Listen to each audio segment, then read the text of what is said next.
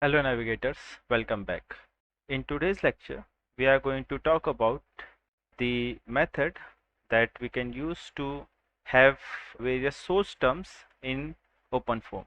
We are going to continue with our simulations that we have been doing with thermal analysis, and we are going to put heat sources and pressure gradient terms, and we'll also talk about various other kinds of source term that you can put in OpenFOAM using the FVOptions dictionary. Let's get started.